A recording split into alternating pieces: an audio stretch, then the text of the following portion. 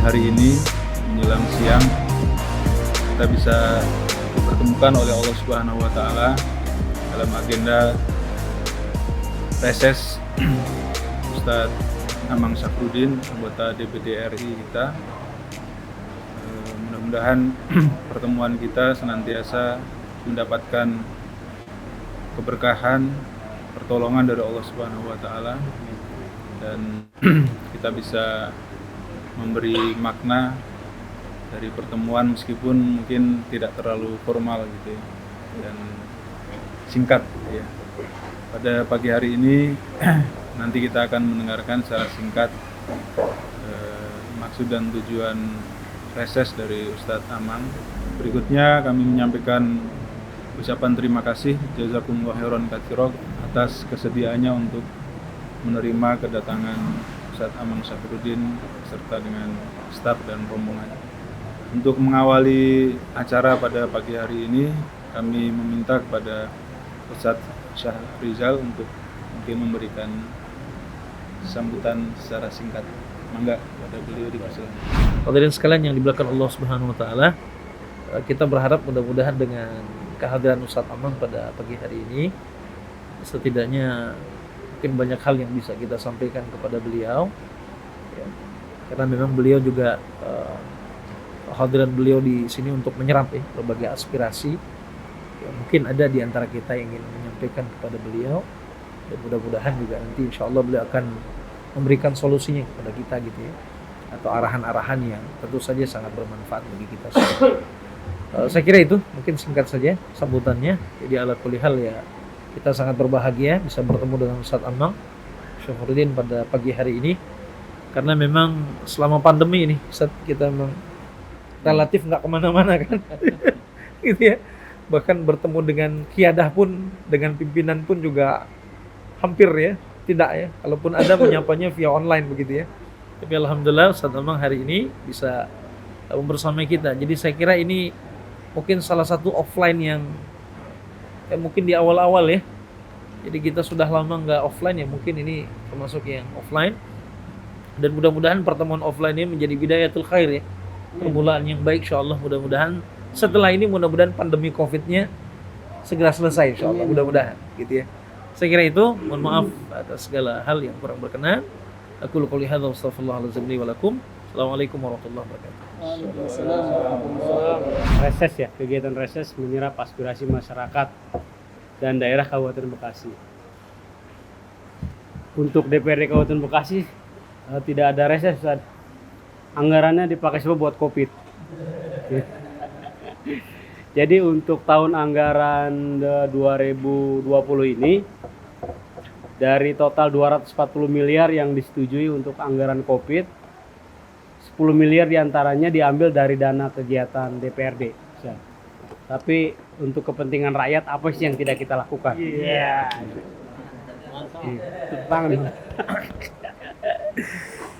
Ya, jadi 10,5 miliar dari beberapa kegiatan dewan diambil untuk kegiatan Covid. Nah, mudah-mudahan harapannya Covid di Kabupaten Bekasi cepat berlalu. Walaupun trennya di 3 bulan terakhir naik 300% ya. Nah, ini dan dalam kondisi 2 fasilitas tempat isolasi di Kabupaten Bekasi, di Bapelkes dan di Presiden University, kemudian juga RSUD Cabang Bungin juga difungsikan untuk isolasi. Tiga-tiganya fasilitas isolasi ini penuh, Ustaz. Sedikit mungkin Ana coba gambarkan kondisi parlamentaria di DPRD Kabupaten Bekasi. Mungkin yang paling hangat tidak jauh dari isu tentang perburuhan, tentang Omnibus Law. Jadi Ustaz, resonansi isu tentang Omnibus Law ini merembes jauh sampai ke DPRD. Di DPRD ada grup WA ya 50 anggota dewan. Itu juga tidak lepas dari konflik yang luar biasa Ya, Assalamualaikum warahmatullahi wabarakatuh. Waalaikumsalam. Alhamdulillah, wassalatu wassalamu ala rasulillah wa ala alihi washabihi wa man wala. Saudara-saudaraku sekalian yang saya hormati, Pak D, di sini ada Pak Dewan, ya, kemudian Ketua Kaderisasi Yayasan Islam Izzatul Ummah yang saya muliakan. Persoalan bangsa tentu itu bagian daripada concern Islam, dakwah kita berorganisasi maupun berbangsa bernegara. Tanpa memahami persoalan itu sudah barang tentu itu banyak persoalan yang tidak bisa kita ketahui, ya. Tapi dengan izin Allah, pada saat saya paling tidak secara pribadi diamanahi ada di DPD RI atau diamanahi menjadi salah seorang di antara yang oleh Allah dipilih melalui hamba-hambanya di Jawa Barat, ya, dan mendapatkan amanah di DPD RI. Sedikit banyaklah interaksi dan tentu saja pengetahuan, wawasan dan lain sebagainya juga bertambah, ya. Itu ya Pak D, ya, kita mendapatkan tambahan wawasan pengetahuan. Dan juga sering saya sampaikan bahwa saat ini kita bicara tentang dakwah yang biasa buat saya barangkali dari mimbar ke mimbar atau dari majelis taklim ke majelis taklim. Hari ini ketika berdakwah di legislatif atau di kepemimpinan, ya, kita bisa mengatakan bahwa itu adalah bidang legislatif, kepemimpinan legislatif atau politik legislatif. Ternyata luar biasa. Dari teks yang biasa kita kaji di dalam Quran atau Sunnah Rasulullah SAW untuk bisa dituangkan dalam bentuk nyata real itu di tataran legislasi saja tidak mudah. Baru di tataran legislasi, belum lagi di tataran yang lain-lainnya seperti di tataran eksekusinya, di tataran yudikasinya, itu juga banyak persoalan yang tentu menjadi hal-hal yang merupakan pengalaman baru yang harus kita atasi. Nah, saudara-saudara sekalian, kita masih ingat lah, ya, bahwa visi peradaban kita sebagai seorang muslim sangat jelas sekali, di mana-mana sering kita bahas.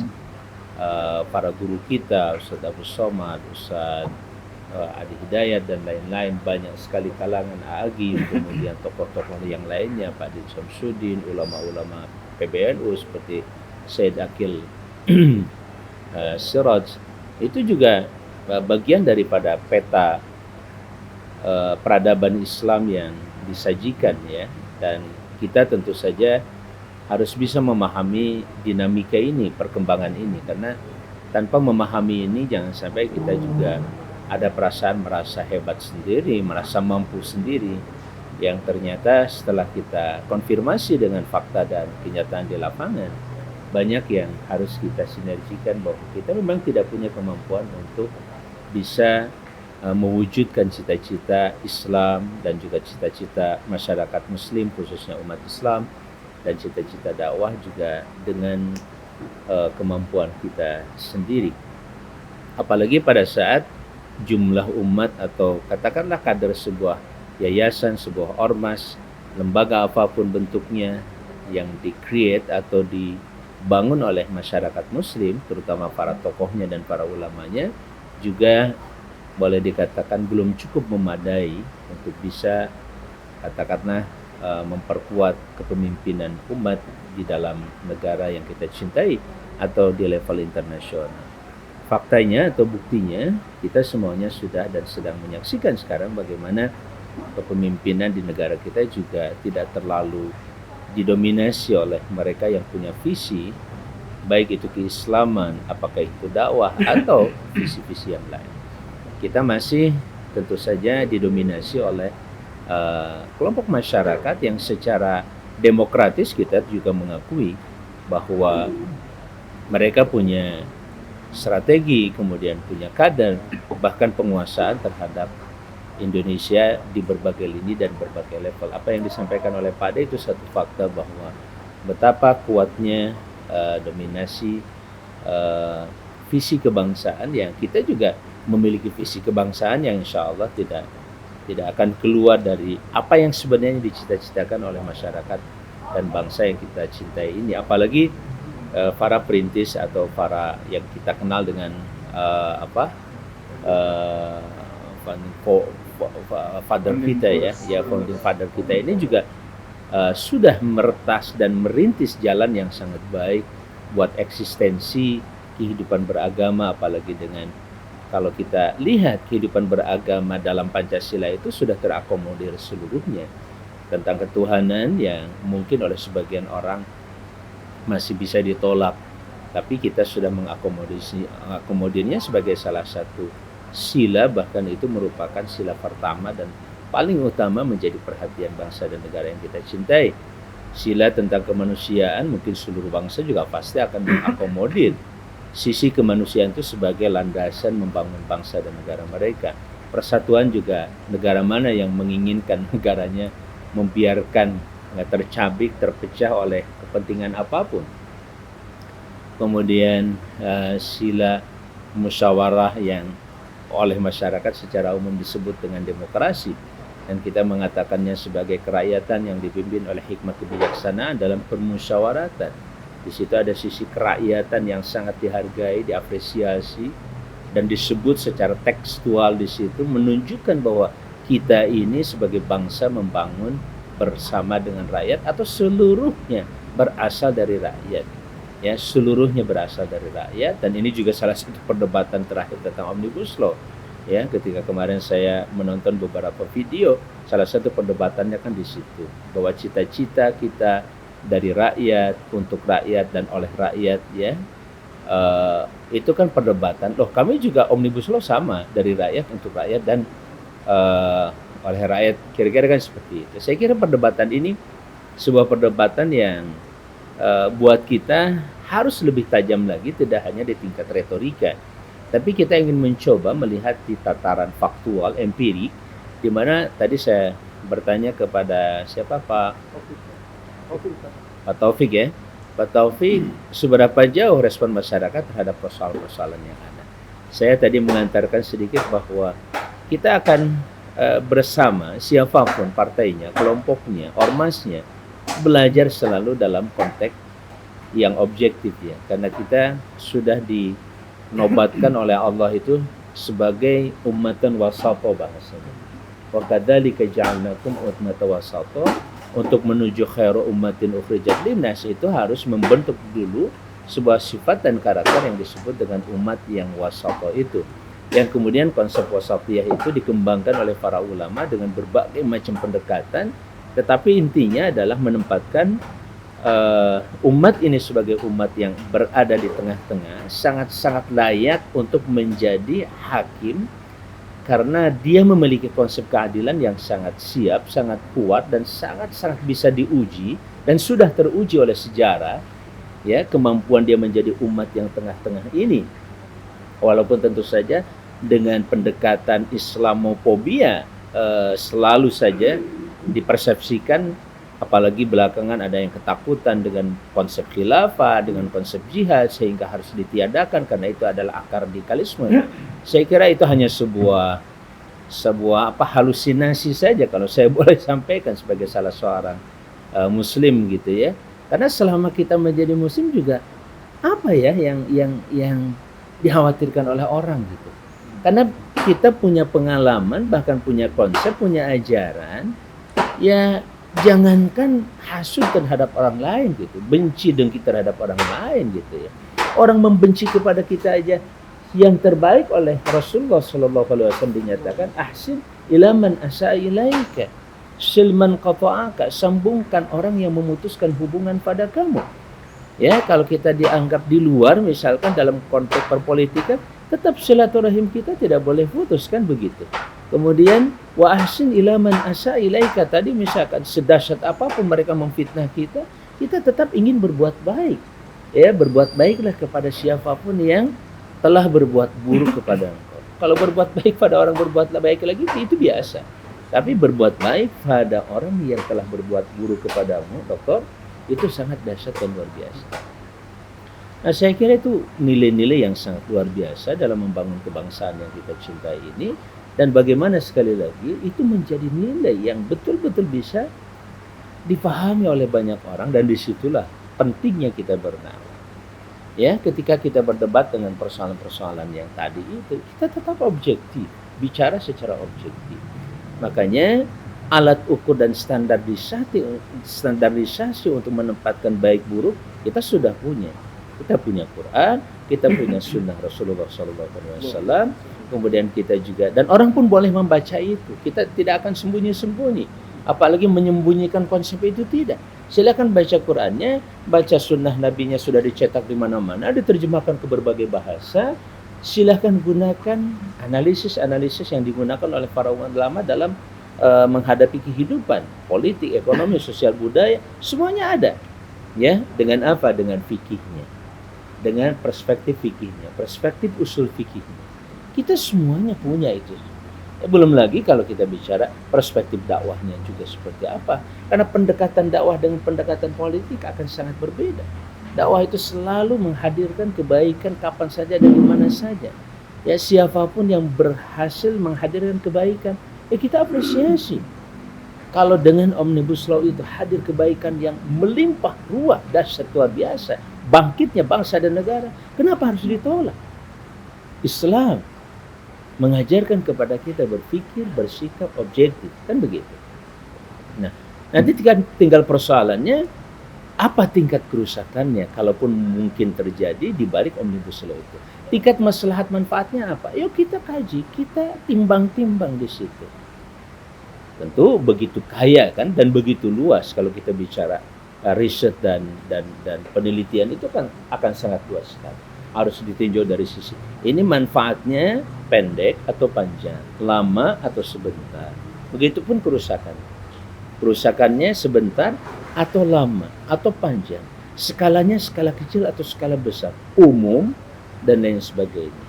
Nah, seperti ungkapan-ungkapan ketika misalkan ini untuk menghadirkan investor sebanyak-banyaknya dan sekuat-kuatnya dalam rangka memberikan, katakanlah, memberikan lahan pekerjaan. Makanya dulu kan namanya cipta lapangan kerja ya.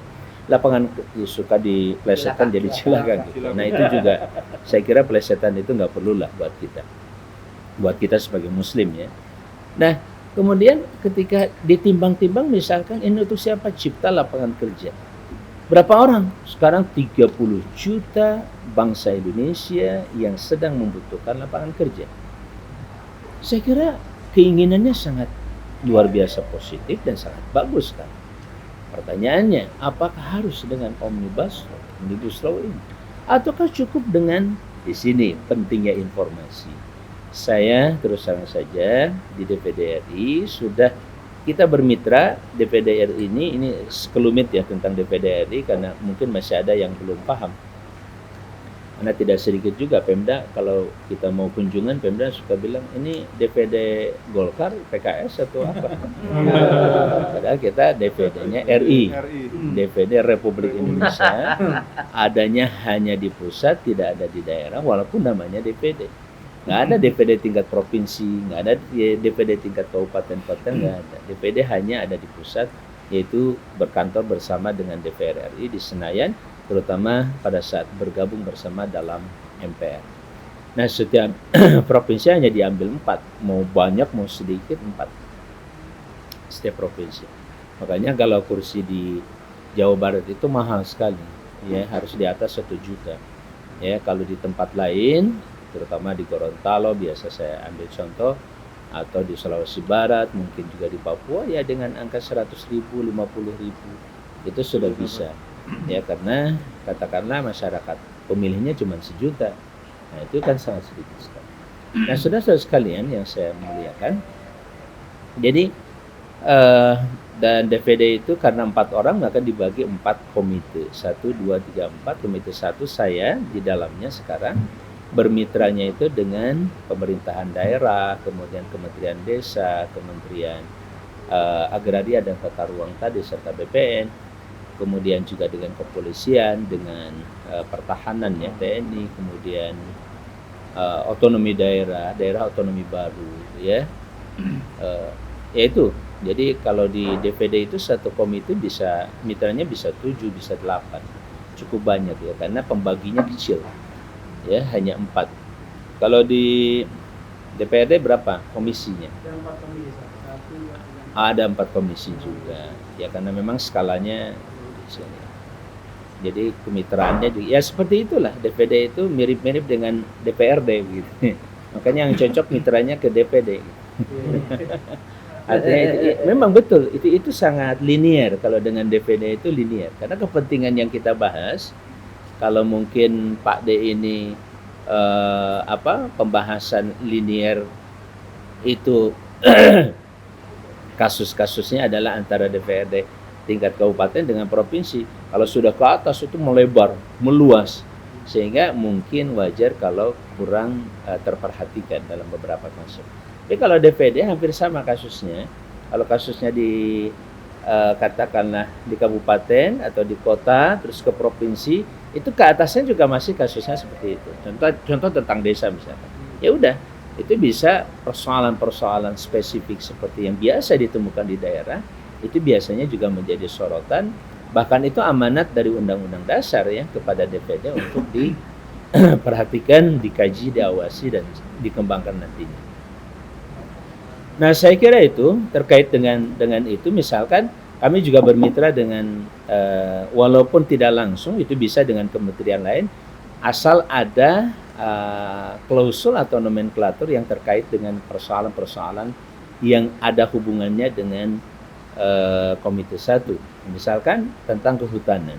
Kehutanan tidak bisa lepas dengan persoalan desa. Kehutanan tidak bisa lepas dengan persoalan-persoalan di daerah. Ya, walaupun itu ada di komite lain, tetapi ada sisi yang lainnya juga perlu dicermati dan disinergikan dengan yang lain. Sebagai contoh, saya sering mencontohkan saja, ya sebagai sebuah analisa, sebagai satu pandangan. Kalau kita ingin mengatasi yang 30 juta, reforma agraria, baik yang di bawah Kementerian Agraria dan Tata Ruang, strip BPN, atau yang di bawah Kementerian Kehutanan, itu sangat lumayan besar. Di bawah Kementerian Agraria tidak kurang dari 5 juta sampai 9 juta. Realisasi sekarang itu sekitar 3 juta hektar. Tapi proyeksinya 9 juta hektar. Ini hasil RDP, Pak Aceh. Aceh masih ada datanya itu. Ya, tentang RDP dengan Kementerian Agraria ya. Dan juga hasil RDP kemarin dengan Kementerian Kehutanan. Saya minta izin untuk saya sampaikan, sosialisasikan kepada masyarakat, saya bilang. So, mereka harus tahu ini program yang bagus sekali. 9 hektar berapa? 9 juta hektar untuk bisa diredistribusi. Ya, misalkan ini ada tanah XHGU. XHGU misalkan ada 100 hektar. Nah, kemudian dicek tidak terlalu optimis, tidak terlalu optimal, tidak terlalu produktif. Itu bisa diajukan oleh pemerintah daerah atau oleh komunitas masyarakat di situ untuk diambil alih dalam bentuk penggarapan, bahkan sampai pada tingkat dijadikan torak tadi, tanah objek reforma agraria atau redistribusi. Memang kuncinya adalah didistribusikan kembali kepada masyarakat alias diberikan dalam bentuk sertifikat hak milik. Ya. Perhutanan sosial ya. Nah itu yang perhutanan sosial. Beda lagi. Kalau perhutanan sosial di bawah Kementerian Kehutanan, itu target dari kementerian sendiri yang untuk sosial ini, kehutanan sosial itu bisa mencapai 12 juta. Sementara yang toraknya itu sendiri sekitar 4 juta. Kalau 4 juta dengan 9 juta itu udah 13 juta. Pertanyaan saya, kalau setiap hektarnya itu dibagi 1000 meter, dapat 1000 meter, 1000 meter, 1000 meter, berarti 10 orang itu 1 hektar. Betul tidak? Sekarang 10 kali 13 juta. Cepat kalau ngitung. Betul. 130 apa? 130 juta. Ini bicaranya 13 juta. kali 10. Enggak, kita ngitung kan tadi nih 1 hektar nih. 1 hektar saya dapat 1000, 1000, 10 kan? Nah sekarang 10 nih kali 13 juta.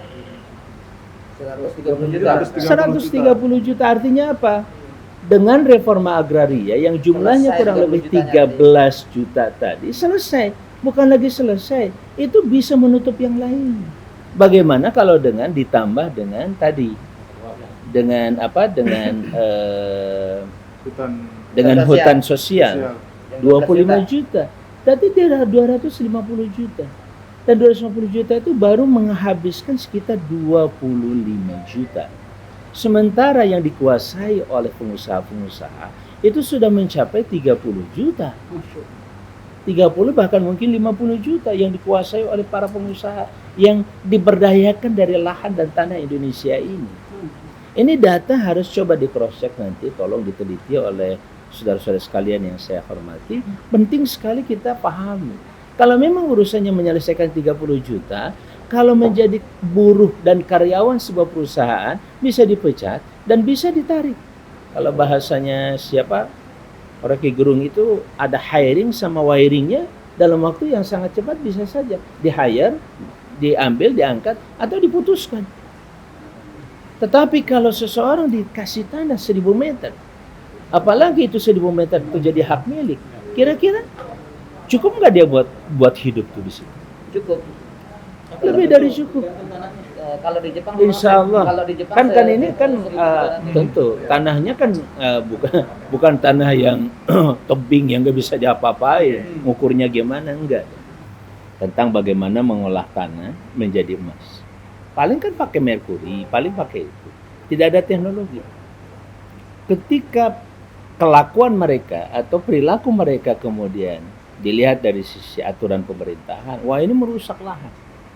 Dikejar-kejar, tidak pernah disambut, dibina. Ternyata pembinaan kalau sudah diberikan kepada mereka, mereka bagaimana mengolahnya, penghasilannya masukkan ke aneka tambang, beli oleh negara. Itu jauh lebih strategis dibandingkan ini lahan 1000 hektar, konsesi ini diberikan ke perusahaan tertentu, digali oleh mereka sehabis-habisnya, terus emasnya mau dibawa kemana?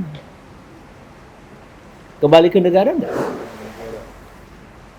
Kembali ke negara atau tidak? Kalau penambang rakyat itu nggak kemana-mana dia. Asal ada pihak pemerintah yang membina dan memberikan aturan tidak boleh dijual kemana-mana, jual ke kami, pemerintah. Kan strategis. Kalau memang yang dibutuhkan seperti itu, aturan juga bukan aturan memberikan lahan tidak terbatas ke suatu perusahaan tertentu, waktunya pun silahkan berapa tahun, bahkan sampai 100 tahun hari ini. Apakah itu cukup strategis menyelamatkan bangsa dan negara? Kira-kira itulah pertanyaan-pertanyaan yang boleh muncul dong pada saat kita bertanya tentang penting tidaknya dulu deh dari sisi itu. Belum bicara aturan di dalamnya, aturan seperti apa, kemudian siapa kelompok yang diuntungkan dan siapa kelompok yang dirugikan dan seterusnya, itu perdebatan lebih panjang lagi. Dari kalau bahasa legal standing itu ya kan ada bahasa ya dalam hukum itu, legal standing itu kalau kita ngajuin sebuah kasus ke MK, dilihat dulu legal standingnya sudah oke atau belum. Kalau itunya saja batal, udah selesai, nggak usah dibahas. Nah sekarang legal standing kita butuh nggak sih dengan Omnibus Law? Ataukah aturan ini semua yang dibutuhkan memerlukan yang namanya Omnibus Law? Itu juga satu pertanyaan yang patut dijawab secara objektif. Karena beberapa jawaban bisa dikonfirmasi dan bisa dijawab oleh terutama di kampung-kampung atau di desa-desa. Saya tanya, perlu nggak kalau begitu ya namanya Omnibus Law dengan 800 sekian halaman katanya yang terbaru. Ya. 1135. Nggak, sebelumnya begitu. Versi pertama, versi kedua, ada versi ketiga. Versi ketiga katanya yang terakhir sekitar 800 sekian halaman. Yang versi sebelumnya 900 sekian. Yang pertama kali disosialisasikan itu ada sekitar 1000 sekian halaman. Nah, saya kira perdebatan ini perlu secara objektif dipahami oleh masyarakat. Nah, kawan-kawan siapapun bisa ayo kita duduk, kita berdebat dengan objektif. Apakah memang dibutuhkan yang semacam itu? Sementara tadi, kalau persoalannya tadi yang 30 juta itu tidak dibina, sama kasusnya. Selama rakyat kita tidak diberi kesempatan dan tidak dibina, sampai kapan negara bisa menyelesaikan persoalan? Dia hanya instan, tarik anak, lulusan SMA, lulusan SMP, suruh ngerjain gini saja, masukin ini terus setiap hari. Sudah, otak yang Allah berikan kepada orang seperti itu hanya digunakan untuk memasukkan benda ke situ setiap hari tanpa berkembang pemikirannya, dan itu adalah kehidupan yang sebenarnya.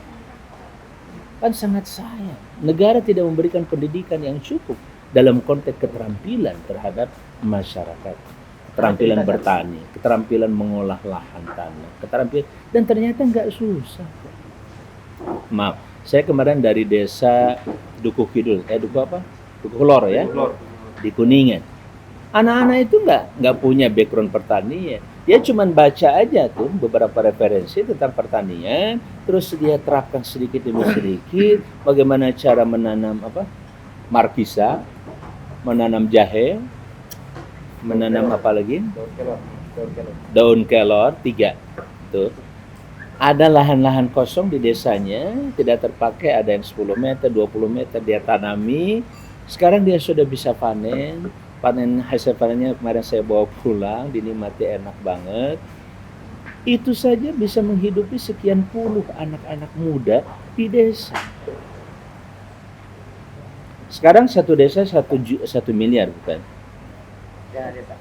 Dana desa itu satu desa 1 miliar. Itu totalnya kalau dihitung, katakanlah jumlah desa itu 75.000. Baru 75 triliun. Dari 2.000 triliun. Dari 3.000 triliun katakanlah APBN. Hanya dengan 1 miliar itu tanya ke desa-desa. Itu dahsyat pengaruhnya. Jalan-jalan. Bagaimana kalau kita kasih 5 miliar dalam satu per tahun? Dan itu baru kurang lebih sekitar 400 triliun saja. 40% dari 1.000 atau 20% dari 2.000 triliun.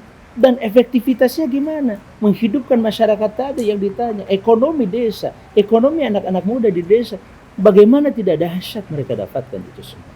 Ya, kebetulan waktu itu saya diminta untuk menyeleksi 1 juta bibit tanaman hutan di Kabupaten Kuningan di belakangnya Uniku. Nah, itu saya seleksi lah sudah 1 juta bibit dalam waktu sekitar 2 minggu ya. Nah, kemudian bibit itu kita distribusikan ke masyarakat. Mereka antusias, setelah ditanam itu nggak dirawat lagi. Setelah saya tanya ya beberapa minggu kemudian, kenapa tanamannya sampai mati gitu. Lah, kami nggak ada anggaran katanya untuk memelihara tanamannya kayak gitu. Akhirnya yang namanya lahan kritis tetap aja itu nggak berkurang gitu. Terus nambah gitu. Jadi pikirannya juga kritis ya. Gitu San. Logika desa atau algoritma desa lah. Berbagai persoalan seberat apapun ketika didistribusikan ke desa-desa tentu pasti mengecil masalah. Iya. Tadi kita milih 30 juta. Ketika didistribusi ke desa, ternyata di desa ini cuma ada 5, ada 10. Ya, kalau tadi ada 75.000, 30 juta dibagi rata aja ke 75.000 lah berapa? 4.000 ya. 400 ya. Coba aja. Berarti setiap desa cuma membina 400 orang. Membina 400 orang setiap desa. Kasih yang 400 itu namanya pekerjaan. Pekerjaan dengan bertani dikasih dananya sampai setahun dia bisa kaya transmigrasi. Makanya solusi ini cocok dengan Kementerian Desa, Daerah Tertinggal dan Transmigrasi. Karena tanah tadi kalau dibagi habis kan adanya di desa-desa. Iya. Yang 13 juta itu di desa, jangan yang 13 juta lah. Yang 4 juta aja udah bisa menyelesaikan. Kementerian Agraria saja sudah bisa menyelesaikan. Yang 30 juta ke sini. Kau berangkat ke sana, siapkan anggarannya sekian.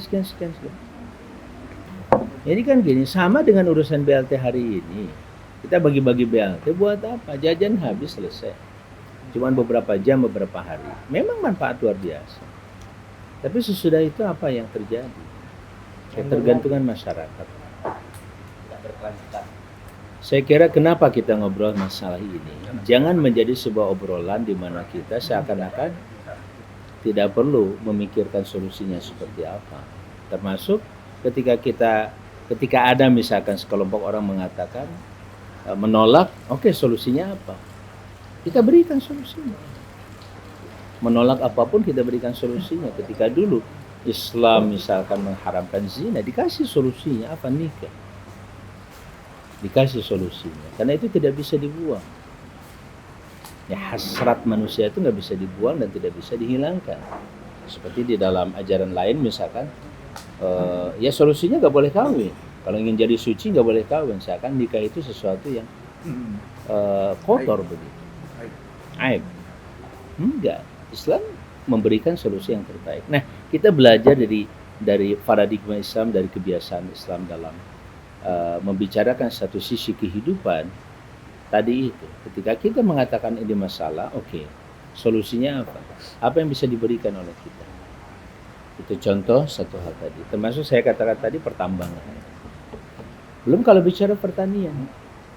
Ini penting. Si Akang nih, Kang Doktor, dalam konteks pertanian saya kadang-kadang ngitung kasar aja. Ya, kemarin kita ke mana yang Bandung? Kang itu, Kang Teddy, desa apa namanya? Desa Panyadap. Hah? Desa Panyadap. Dia punya potensi 9 hektar milik carik desa. Kebiasaan selama ini itu disewakan ke siapa? Ke perangkat desa diantaranya dan beberapa orang. Dan sistem penyewaannya juga 1 periode, bukan 1 tahun. Berapa? Katakanlah 10 juta atau 20 juta 1 periode. 1 hektar itu kalau 1 tanam berapa keuntungannya? Hitunglah 5 ton lah paling jelek. Dan dia bilang rata-rata 7 ton.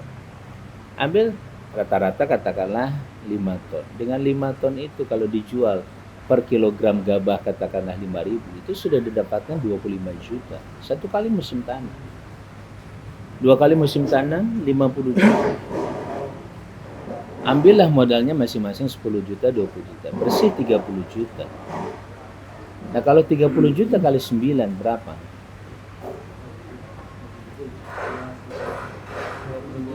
270 juta. Ya. PADES, pendapatan asli daerah, asli desa, dengan angka 270 juta per tahun, itu bukan harga kecil. Dan itu bisa menggaji, menaikkan perangkat desa. Dia bisa berbagi tadi kepada fukara masakin di situ, ditanggung oleh desa. Dengan kata lain, kalau mau membenahi negara ini, benahilah desa. Saya kira tidak berlebihan ungkapan ini. Ketika kawan-kawan sepakat, saya sering ikut di webinar mereka di TV desa. Itu sering saya ikut dengan para kepala desa dari berbagai daerah di Indonesia. Walaupun nggak banyak, ya peminatnya masih sedikit, tapi banyak ilmu yang saya dapatkan dari TV desa diantaranya. Banyak sekali pemikiran-pemikiran yang bagus sekali di situ. Karena ada sebuah semangat yang sangat mulia di sini. Ya, tadi logikanya saya katakan negara sebesar apapun habis dibagi desa. Ya kan? Siapapun, presiden pun alamatnya tetap. Kalau nggak di kelurahan ya di desa. Ya enggak? RT berapa, RW berapa, kelurahan apa, desa apa, udah itu dulu.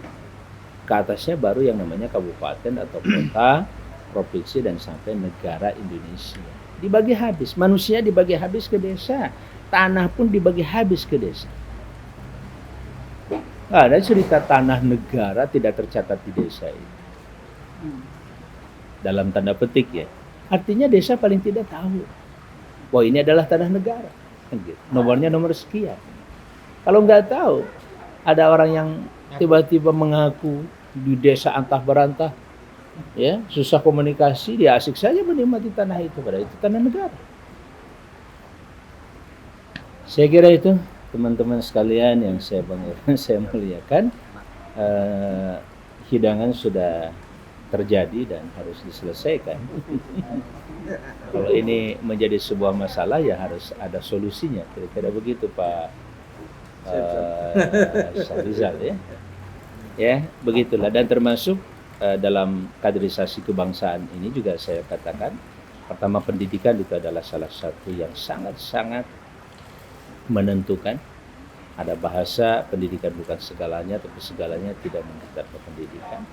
Yang kedua, ketika lembaga-lembaga atau kumpulan-kumpulan komunitas relatif sulit disentuh, maka lembaga pendidikan formal, non-formal, bahkan informal, di mana kita bertemu untuk melakukan proses pendidikan di situ, itu juga menjadi sarana yang paling efektif untuk mengkader bangsa-bangsa ini sehingga menjadi warga negara yang demokratis dan bertanggung jawab. Itu sangat-sangat penting buat kita. Itu aja, hadanallahu wa iyyakum ajmain. Assalamualaikum warahmatullahi wabarakatuh. Syafruddin yang telah memberikan pencerahan kepada kita semua. Mudah-mudahan apa yang senantiasa kita lakukan di kehidupan kita sehari-hari dan semakin membawa keberkahan bagi umat kita dan juga bagi bangsa kita, insya Allah. Kita akan lanjut kepada acara makan siang bersama. Nanti mangga sambil kita juga dipersilahkan untuk ada diskusi-diskusi ringan ya, di tengah-tengah acara makan siang kita bersama. Dan akhirnya kita tutup dengan baca doa hamdalah dan doa penutup majelis. Amin.